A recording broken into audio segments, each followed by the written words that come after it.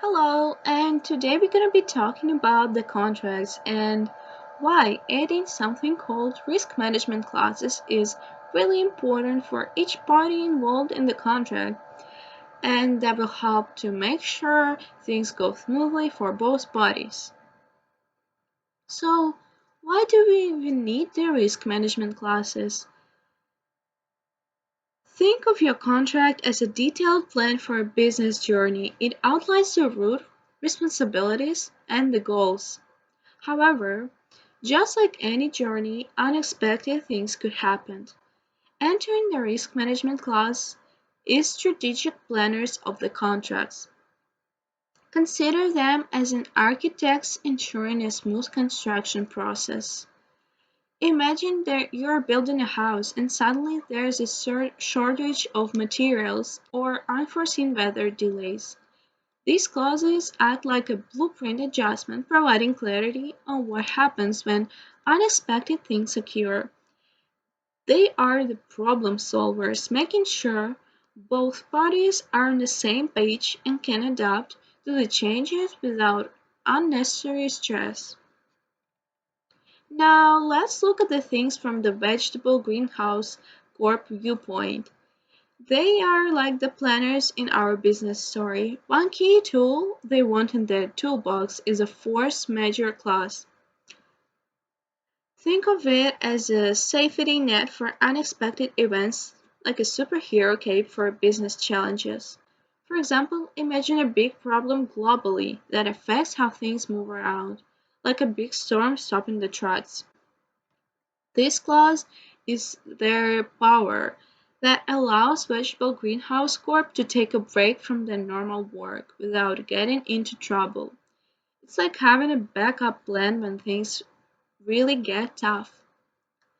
It not only gives them flexibility, but also makes sure things stays fair when stuff happens that that they cannot control. So in the business world, the force majeure clause is like a secret weapon for dealing with unexpected change challenges. The same way Vegetable Greenhouse Corps want to protect themselves, the grocery store Inc. wants to make sure they are protected too. Now let's look at their side of the story.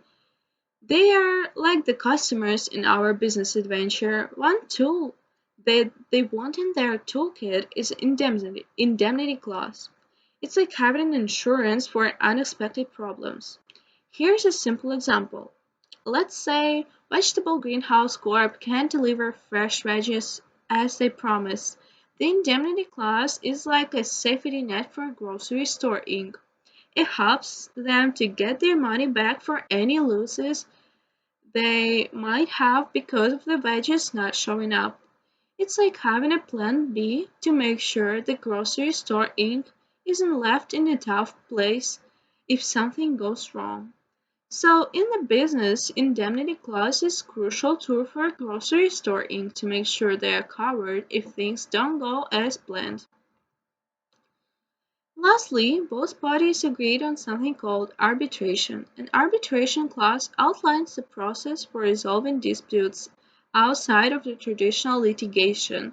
It means that only disagreement between the parties will be settled through arbitration, the private and less formal process than going to the court.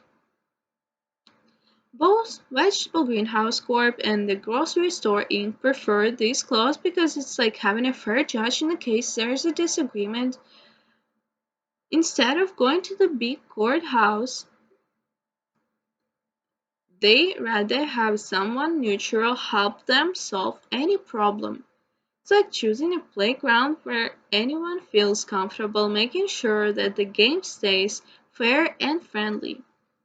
So in our business match, the arbitration clause is agreed upon way of solving the disputes to make sure that both sides have a word in the dispute. So the risk management clauses are essential tool in a contract, ensuring the clarity, flexibility, and fairness for both parties. For Vegetable Greenhouse Corp's protective force Major clause to grocery store Inc.'s safety net indemnity clause.